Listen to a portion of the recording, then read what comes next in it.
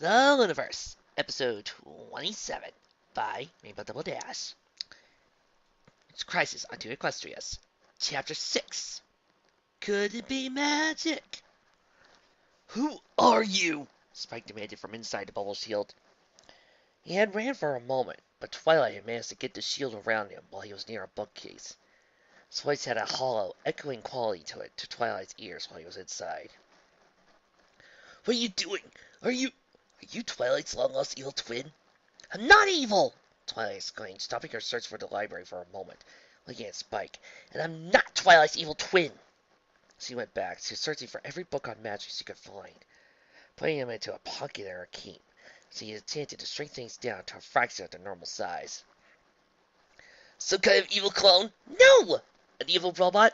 I'm not evil, but you are a robot. No, I'm not. I don't even know what that is. Are you Twilight's split personality with only her emotions? No. Okay, how about, are you a changeling? Changelings are just a myth. So kind of shapeshifter then. Twilight paused to search again, flipping through one spell book. She found several spells she didn't recognize, and so tossed the book in her pocket with the rest. No, she answered, looking at Spike. How are you coming up with all these? Spike was sitting down from his temporary prison, held up a stick of thin magazines that he pulled from one of the bookcases that the bubble seal had encapsulated. This is the comic section, he noted as he opened one. Are you from an evil alternate universe? I'm not evil, but you are from an alternate universe. Yes, really? Yes. Although, Twilight, if you ask some people, like, say, Reality Check, apparently this story makes you evil. Even though I've been through 27 episodes by now, and I haven't really done anything all that evil, just slightly misunderstood. You're a victim of circumstances. I don't really see how that's evil. I mean, unless, of course, you want to jump to conclusions and regulate anything that a person did just wrong as turning you evil, but, you know, that'd be splitting hairs. And you're just the first one through. You plan to slowly replace all of us with our alternate selves? Twilight closed the most recent spellbook she had, stood in her cape, then that about for a moment. Why would I do that? She asked. And even if that was true, we're just going to move every pony from one universe to another. Why not just stay in our own universe? Because your universe is collapsing! Okay, but if our alternate selves were going to die anyway, why not just kill them? Spike out lit a cry at that. She backed against the bookcase and away for Twilight. She let herself a cry of panic yelled over. But this isn't going to happen! She tried. There is no evasion, Spike. There's just me. And you're going to replace Twilight? No! Because you already have! No, Spike! Twilight exclaimed. I'm not going to. I thought maybe I could talk to her, but if Trixie is here... She paced back and forth, shaking her head. I made some mistakes in my world. Big ones. But I wasn't even trying to flee to here. I was just trying to teleport, but... My brother had me trapped in a shield. The most powerful shield in all of Equestria. The only way I could escape was to use this really, really powerful teleportation spell I learned from a forbidden magic tome. I think Princess Luna herself made it. So powerful, so efficient that I actually based all my teleporting spells off its spell matrices. They're just smaller versions of that spell. She began to pace back and forth. But it wasn't just a teleportation spell. I ended up in this world, and I can't go home. I think I figured out why, though. I think you can't learn one teleporting spell and then be able to go to any world you want. I think you have to know a completely different spell for each world you want to go back to. I needed one to get from my world to here, and I needed to figure out how to make a new one to get back to my own home. Twilight paused, looking at Spike. But now, if what you said is right, Trixie's here. My Trixie. The Trixie from my world. And I can't... She sat down, holding up her hose as though trying to grasp something in him. I don't know. I was so ready to maybe turn myself in. But if this world, Twilight, your Twilight, can be the element of magic, she darkened. But then, of course, she proved she was no better last week, didn't she? I thought that maybe this world she was just me done right. But I heard about the little wanted needed spell thing. She isn't any better. We're all broken. Spike, she glanced back to Spike, who was staring at her still. I got maybe out of that, he said. Twilight groaned and standing up, trying back to the books. She selected 2 more before turning back to him. Okay, short version then, she said. I'm not evil. I'm not going to replace Twilight. I'm not Twilight's evil twin or robot or clone, and no, I'm not possessing her or anything. And I'm not going to hurt you. Because to be honest, I met you once. Well, the other you. My universe's version of you, and Spike was probably the closest thing to a friend I ever had. So I'm just leaving now. Getting far away from this town as possible. You'll never have to worry about me again, okay? Spike pressed his fingers together, visibly mulling over what Twilight told him. Okay, he said at length. Good luck, I guess. Twilight had been in the middle of writing herself to teleport, but paused at Spike's words, looking at him. She felt herself smiling just a little bit, for the first time in what felt like years. Thanks, she said, closing her eyes, thinking of a spot about half a mile down south of Ponyville, teleporting. Instantly, she felt a chill of winter on her coat and opened her eyes, looking back into Ponyville for several long moments. Trixie was in there. Maybe she had accidentally ended up here, too. She doubted Trixie had the raw power necessary to duplicate the world-hopping spell, but after her disastrous trip to Ponyville, her wagon loaded with books and journals about spellcasting had been left behind. Trixie had probably found her notes on teleporting, tried to duplicate it. Somehow, found a way to get enough power to change it from a teleportation spell to a world-hopping spell. Meaning Trixie was probably stranded here too. Twilight almost turned around and went back to Ponyville. After several long moments, however, she decided against it, for now. She couldn't figure out how to get home, and if Trixie was still here, then yes, she would come back. Right now, she still wasn't ready to confront her crimes. Twilight turned around and on the road. She froze when she saw 6 mares, about 50 feet down the road, staring at her. That's not fair, she breathed. The ponies that Trixie had brainwashed had been escorted by the Royal Guard and Twilight's friends to Ponyville Hospital. While Celestia doubted that there was any damage done to them, it couldn't hurt to make absolutely certain. The steward of the Sun, however, was more concerned with Trixie. It had been a very, very long time since any pony had been so utterly terrified of Celestia as Trixie seemed to be. Or still, not terrified of anything that Trixie thought she would do, rather. Trixie was focused on what Celestia had done, and how she'd known the name Corona. Her sister only called her Corona once. The circumstances around that had been mysterious, to say the least. Celestia had all but written it off now as a grief-induced hallucination, especially since Luna seemed to have no recollection of the event itself. It hadn't been very much. Celestia had been in the depths of despair, scarce 9 years after being forced to banish Nightmare Moon into the moon via the elements of harmony, unable to find a way to separate her sister from the dark magic that she was allowing to influence her judgment. Celestia had become less than stable, having failed to see the pain and darkness in her sister. She had begun to see it everywhere else. In some circles, especially beyond Equestria, she was still considered a tyrant for her actions during that dark period.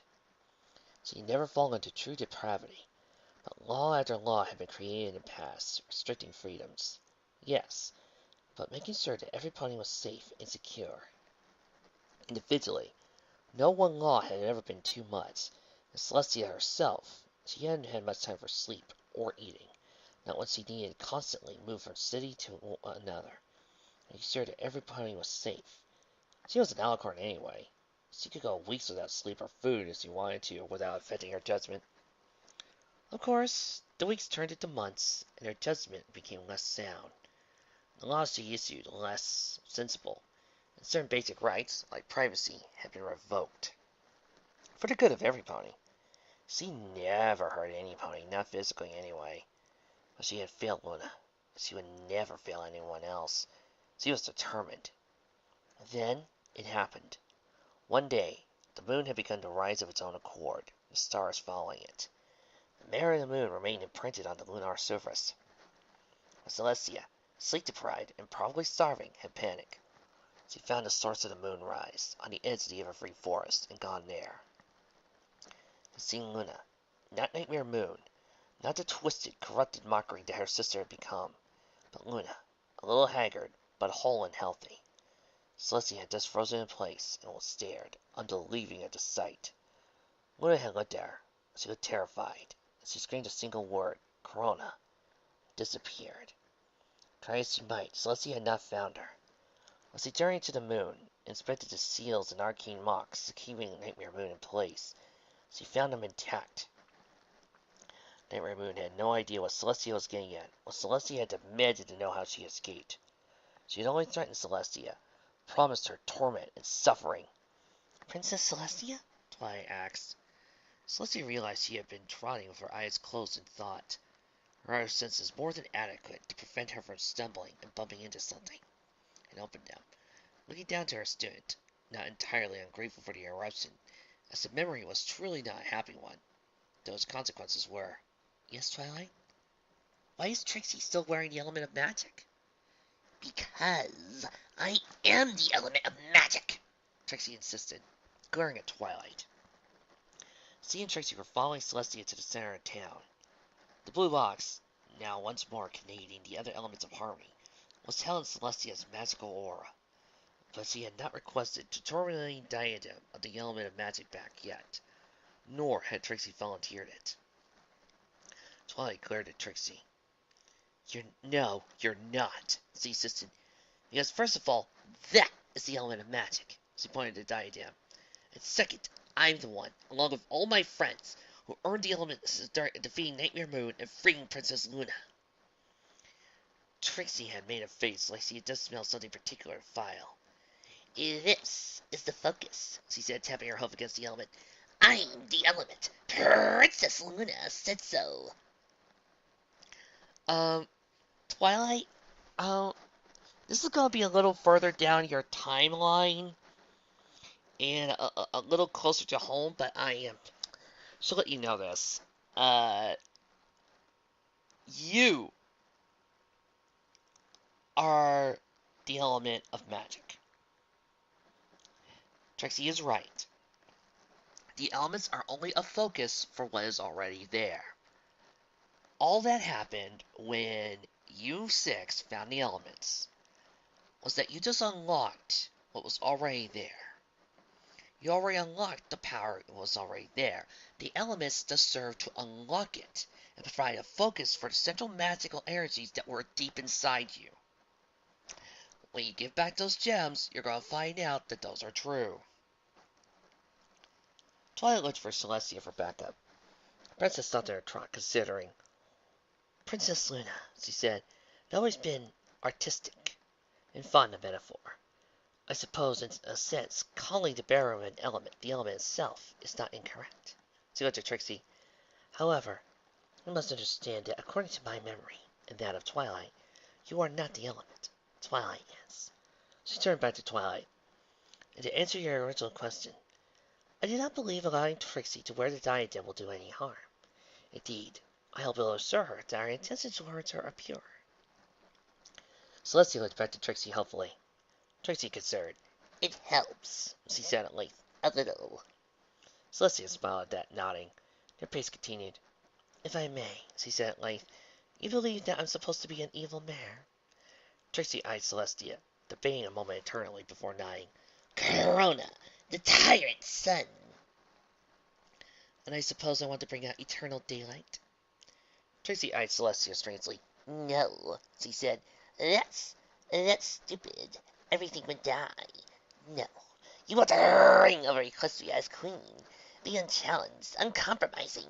Make every pony into your little puppets, and control every little detail of our lives. I see, Celestia said, pursing her lips together as she mulled over this information. It was unsettling, to say the least. She was grateful when they finally reached their destination on the other side of Ponyville. A small crowd had gathered. so it was kept back by several of Ponyville's finest. Celestia's other Pegasi guards were sitting next to a large wagon, currently unfolded into a portable state. Talking to a pony, Celestia couldn't see clearly, due to him being in the way. She could hardly hear the pony, however.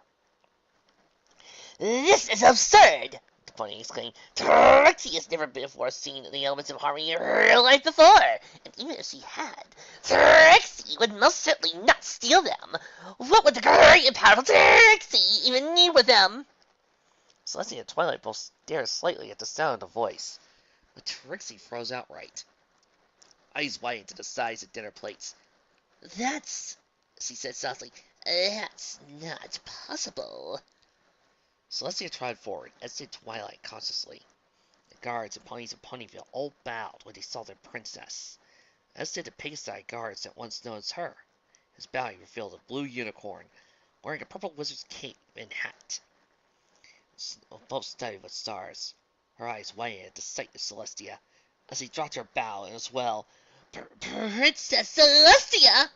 Trixie. The Trixie in front of Celestia exclaimed as she was stopped. Under a moment's pessimism, she rose, taking a few steps forward. Your Majesty, Trixie is awed and dazzled by your presence, but she nevertheless wishes to complain about the treatment she has received from your royal guards. She jabbed an accusing hoof at the Pegasus guard.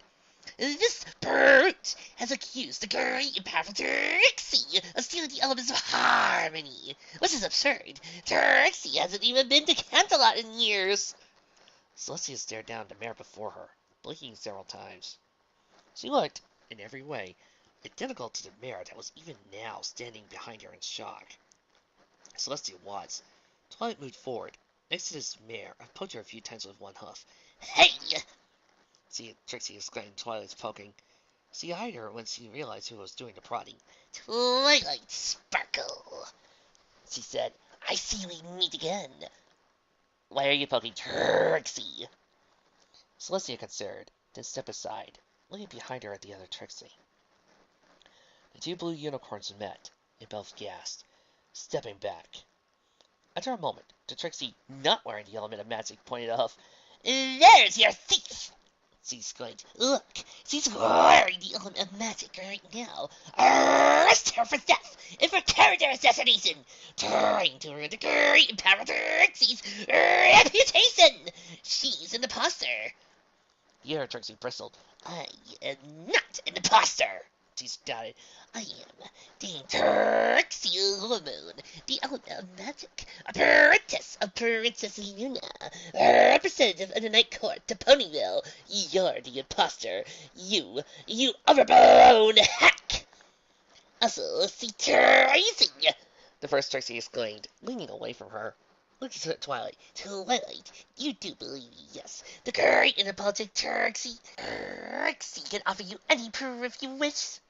Twilight looked between the two Trixies, then up to Celestia. This one's the real one, she said. I'm the real Trixie, the other Trixie insisted, stamping her hoof. The Princess of the Sun could only shake her head a few times, as she considered the two Trixies. We shall go back to the library, she said. She turned to the self-proclaimed great and powerful of the Trixies. Miss Trixie, I must ask you to accompany us. There is a mystery here, and I wish to solve it. Trixie is not a thief. No, I do not believe you are. You match up more closely with my expectations, based on my students' reports on you. She then turned and looked at the other Trixie. Which raises the question. Who are you? The other Trixie looked between Celestia, Twilight, and her counterpart, eyes still wide in disbelief. I'm Trixie, she insisted, though she paused her own words. Right? Okay. Trixie said, eyeing Corona, Twilight, in her overblown, pompous, egotistical, arrogant, nag of an imposter. I think I know what happened.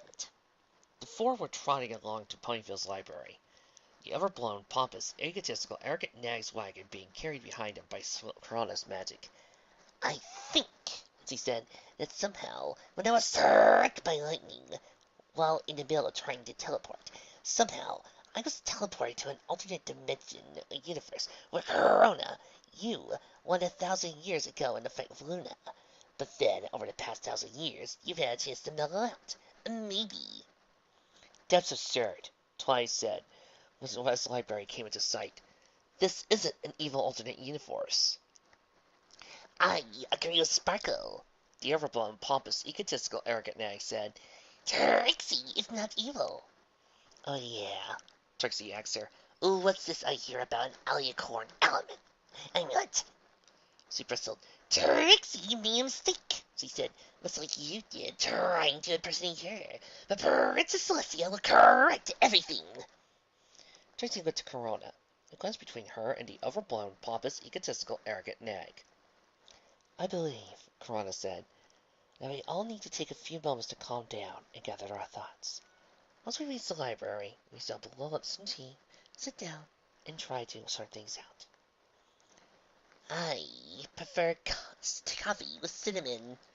Trixie and the overblown, pompous, egotistical, arrogant nag said at the same time. Their eyes widened when they heard each other, and both leaped away, stopping their trot and glaring at each other. They were, by now, right outside the library's front door.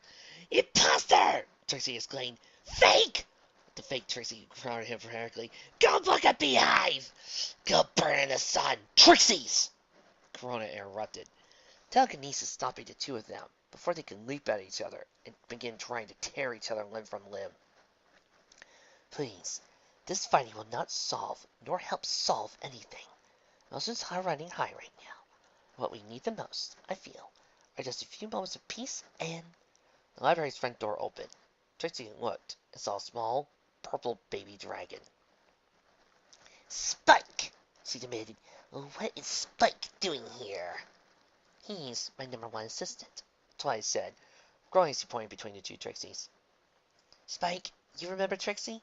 And now there's Trixie as well. There's two Trixies. One of them is real.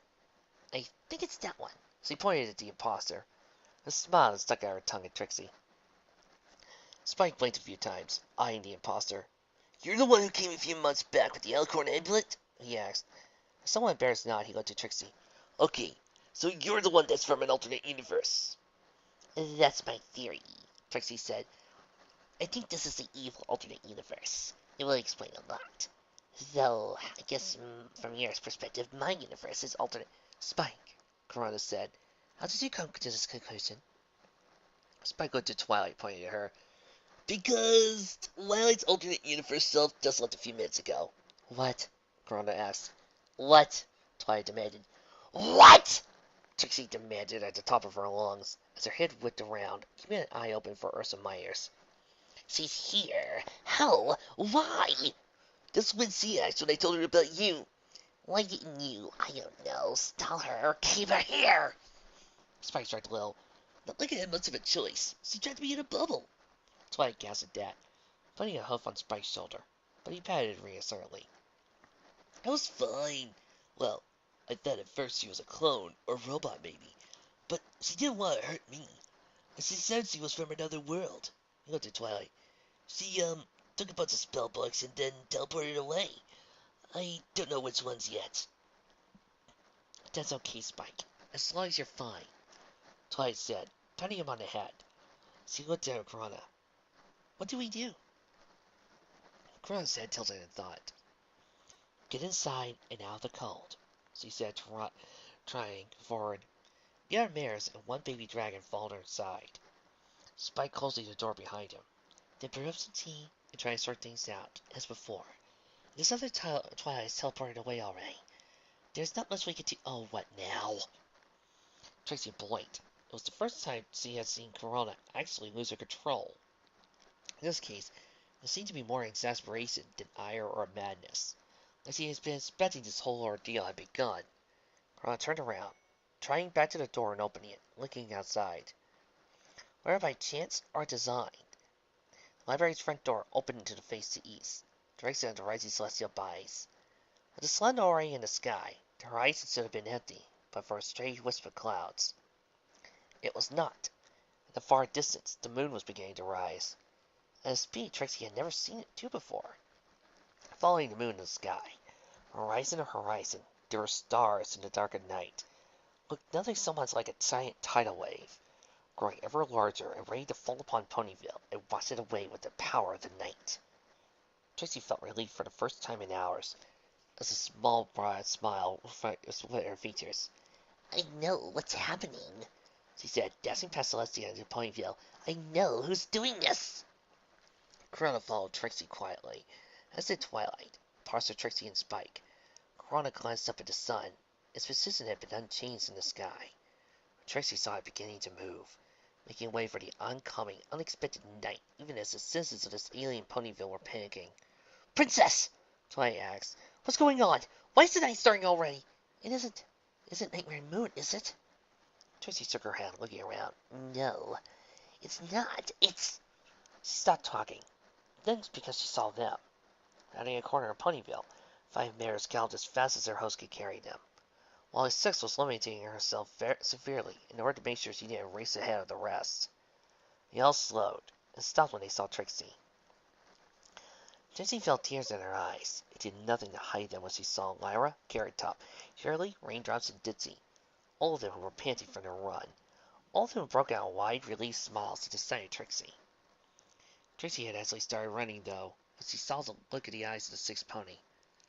Tall, regal, not out of breath in the slightest after her run, with a coat of dark blue, and the cutie mark of a black nebula with a white moon sitting inside of it. She had wings, strong in a horn, tall and pointed. Her mane or tail were made of inanimate magic, flowing like water, catching the reflection of the night sky. Trixie didn't check her speed as she barreled into an alicorn, throwing her hose around her and squeezing as tight as she could, knowing she could do no harm to her, even if she wanted to. The alicorn's own hose and wings closed tightly around Trixie as he returned the hug wholeheartedly. Trixie, Luna breathed softly. Trixie, you're safe. Thank goodness. When I realized what had become of you, Luna gasped. Trixie felt herself being moved. Suddenly, placed protectively behind Luna. Friends closing in a tight circle around her as Luna spread her wings wide and head stooped low. Eyes narrowed, horn glowing brightly as she stared down Corona. White Alicorn's own wings were spread protectively to steal Twilight, the imposter Trixie and Spike. Far from looking like she intended to challenge Luna, however, her face contained a little bit of confusion, though the confusion swiftly gave way to a look of enlightenment, like she had finally solved a puzzle. It was you, she said, 1,000 years ago. It wasn't my Luna I saw. It was you. Luna shifted slightly. I did come here 1,000 years ago, yes, she said wearily. My reasons for why are my own Corona. Corona lowered her wings slowly, staring at Luna for some time, before finally closing her eyes. I mean neither you or your student any harm, she said. You may leave, Princess Luna. I wish you well. And thank you. I do not know what you for, but thank you. Luna blinked a few times at that. She stood a little straighter. You're not, she said. You're not Corona, are you? You never were. No. Celestia stood up somewhat straighter. Luna stood still for a moment more, or taking a single, faltering step forward. Another second, she moved suddenly, fast enough that Trixie couldn't track the movement, or her destination was near. This is Celestia, who suddenly found herself with Luna nearly on top of her, nuzzling her, close around her, wings folded around Celestia's body. It was enough to actually unbalance the Sun Princess. The two stumbled to the ground. Luna didn't loosen her grip on Celestia at all. Celestia looked uncomfortable as she managed to get herself into the same position. Princess Luna, she said, I am not your sister. I know, Luna breathed, not moving. I know, but please, just for a moment, let me pretend. Celestia didn't hesitate. Her own wings unfurled, wrapping around Luna as she held the other princess close. Luna all but burst into tears at the action, hugging Celestia tighter.